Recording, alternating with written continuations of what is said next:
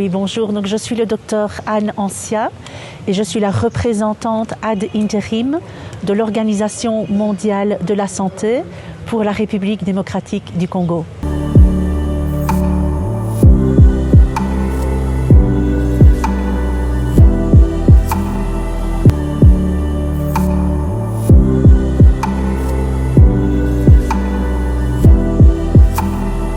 Oui, bonjour. Donc, je suis le docteur Anne Ancia.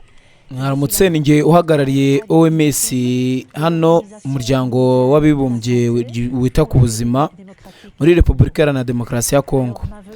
None ukuza kwanjye uyu munsi nk'uhagarariye OMS nageze hano mu mpera za Mutarama, bityo nkiri mushya cyane muri Repubulika Iharanira Demokarasi ya Kongo. Ni inama rero yo kureba uko ubuzima buhagaze mu mujyi wa Goma no mu ntara ya Kivu y'Epfo ndetse n'iya Ruguru. Ariko ni inama yihariye yo kuganira ku ngamba zigomba gufatwa kugira ngo hongerwe ubushobozi bwo gutegura mu mujyi wa Goma no mu ntara ya Kivu y'Epfo ku bijyanye n'icyorezo cya Ebola kiri Ibunivodo, kiri kwibasira cyane cyane intara ya Ituri n'umujyi wa Butembo. Hakaba hanagaragaye umuntu wanduye hagejejwe mu mujyi wa Goma. Twaganiriye ku ngamba zimaze gufatwa kugeza ubu, kandi twaganiriye ku buryo bwo kuzikomeza no kuzongerera imbaraga kugira ngo nk'uko nabivuze umujyi wa Goma n'intara ya Kivu y'Epfo bitegurwe neza. Hari ingamba zo gukurikirana ahantu hari urujya n'uruza rwinshi rw'abaturage kugira ngo hakomeze kurindwa abaturage ba Goma na Kivu ya Ruguru. Icyambere ni ubufatanye no gusangira amakuru buri munsi, kongera imbaraga igenzura ry'indwara z'ibyorezo, kongerera ubushobozi ubuvuzi bw'abarwayi, kongerera imbaraga gukurikirana abantu bashobora kuba barahuye n'abanduye, ariko cyane cyane ubufatanye busesuye n'abaturage. Dukeneye uruhare rw'abaturage kugira ngo tubashe guhangana n'iki cyorezo, kandi cyane cyane dukore kugira ngo tugabanye ndetse tunahagarike ikwirakwizwa ry'icyorezo, kandi ntitwabishobora tudafite ubufatanye n'umusanzu by'abaturage. Icyo dushaka ni uko abaturage baba bo muri Goma, baba bo muri Bunia cyangwa bava aho ariho hose, bamenye uburyo bwo kwirinda ubwabo, kandi bamenye uko bashobora kudufasha kugabanya ikwirakwizwa ry'iyi virusi iri gukwirakwira cyane cyane mu ntara ya Ituri, ariko tunazi ko iri no gukwirakwira mu majyaruguru ya Kivu ya Ruguru, kandi ko yigeze no kugera hano i Goma ndetse na Bukavu.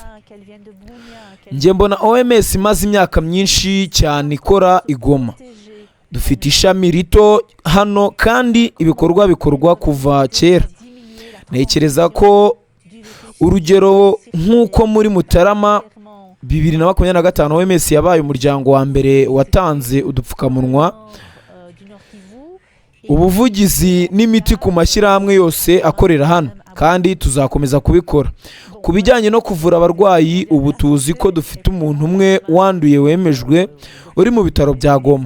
Uko bigaragara ubuzima bwe burimo kugenda neza cyane.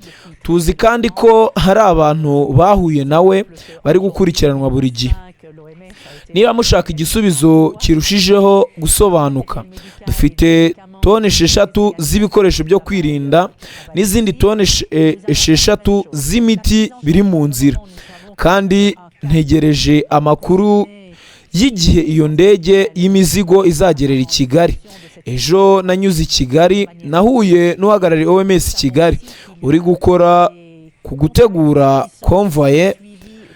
convoye humanitaire izava ku kibuga cy'indege cya Kigali ijya mu mujyi wa Goma, izanye ibyo bikoresho byo kwirinda n'iyo miti. Icyo ni ikimenyetso cya mbere. Twaganiriye na Dr. Frederic Kaniki ku bikenewe kugira ngo hashyirwe imbaraga mu bikoresho byo gupima no kongera ubushobozi laboratwari ya Goma. None ubu tugiye gukora kugira ngo turebe neza ibikoresho bikenewe n'ibisobanuro nyabyo byabyo kugira ngo laboratwari ya Goma irusheho gukomera. Niyo mpamvu natangiye izi nama, niyo mpamvu naje kandi nkiri hano iminsi mike kugira ngo nganire n'abakozi b'ubuzima, inzobere mu by'ikorwa ry'igenzura ry'ibyorezo mu kuvura abarwayi no muri laboratwari.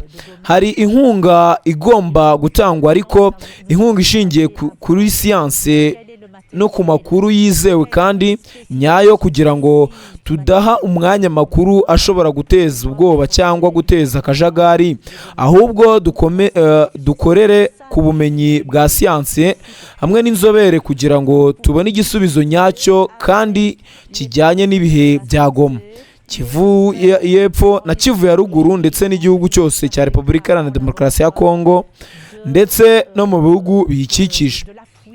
Njye mvuye i Kampala, aho nanjye nagize inama kandi nitabiriye inama yavugaga ku buryo bwo kwitegura ku rwego rw'akarere, uburyo Afurika yose yakwitegura. Kandi uyu munsi hari inama y'akarere iri kuganira ku buryo bwo gutegura ibihugu byose bya Afurika, cyane cyane ibihugu bifite ibyago byinshi, ari byo ibihugu bihana imbibi na Repubulika Iharanira Demokarasi ya Kongo ndetse na Uganda, kuko dufite kandi abantu benshi banduye bemejwe muri Uganda.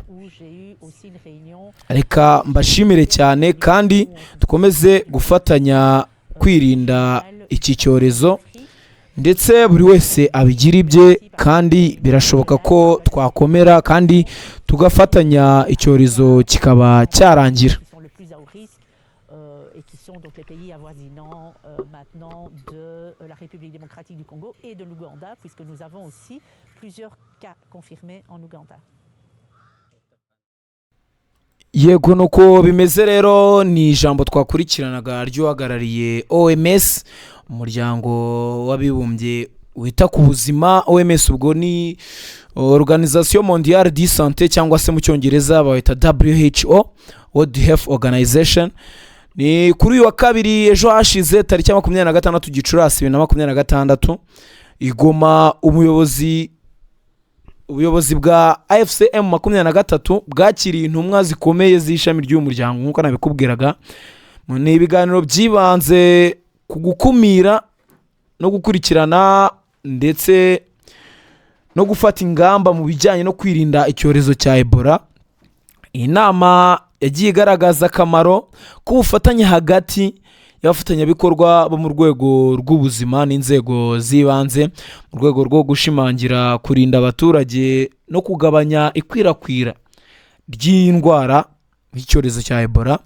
AFCM 23 yongeye gushimangira ubushake bwayo bwo gushyira ubuzima rusange, umutekano mu by'ubuzima n'imibereho myiza by'abaturage ku isonga mu byo ishyira imbere mu bice igenzura, cyane ko M23 yo yego ifata nk'umutwe w'iterabwoba, ariko ijya kwisobanura ivuga ko irwanirira uburenganzira bw'abaturage bari muri kariya gace n'ubundi igenzura. Avuga ko nta kindi bashaka abaturage bagira amahoro. Ibi navuga ngo ni bimwe mu bikomeza kwerekana nyine n'ubundi icyo baba bagendeye cyangwa se bagamije, kuba bavuga bati reka dukorane na OMS tubone buryo abaturage, icyorezo cyakomeye cyane hano, ntago byoroshye, ibice bimwe na mwe Goma bimeze gutya. Reka dukorane na OMS ubundi turebe ko twakirinda abaturage babaho mu buzima bwiza, bafite n'ingamba zo kwirinda iki cyorezo cyaje, cyane ko ibihe turimo by'intambara n'iki n'ubundi ntago abantu baba batuje, bidufosingira kuba twajya ahantu hari abantu benshi, urujya n'uruza rw'abantu, abahunga bagira gute. Ibyo byose bikaba byatuma habaho kwandura cyane iyi Ebola cyangwa se spreading of Ebola. So M23 ubufatanye na OMS navuga ngo ni ikintu cyiza gikomeje kwerekana M23 kirwanira ni ubusugire, kubaho neza, ubuzima bwiza bw'abaturage nabaho ni ibintu byiza rero. Reka dukomeze kubana kuri The Quick Times News, tubagezaho amakuru agiye atandukanye buri kanya, mukurikira amakuru agezweho. Ubwo turaje tunarebe uko ibintu bimeze, ese abandi bayobozi ba Kongo babivuzeho iki, ese birerekeza turaje turebe uko ibintu bimeze.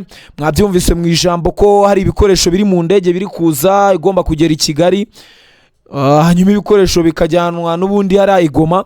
Ibyo byose turabikurikiranira, ubwo amakuru yose turaza kunyine kugenda tuyamenya uko ibintu bimeze, ese ibikoresho byageze i Kigali, ese Igoma aho bimeze bite. Ni ibi byose, kandi subscribe kuri The Quick Times News kugira ngo ujye kurikirana ayo makuru yose ko agenda kugeraho 5 kuri 5, kandi usangize n'inshuti zawe, tujye tubana mu makuru yose agiye atandukanye. Je nare Ivan Lucky, mukomeze kugira ibihe byiza kandi umunsi mwiza wa Eid al-Adha ku ba Islam mwese muri rusange.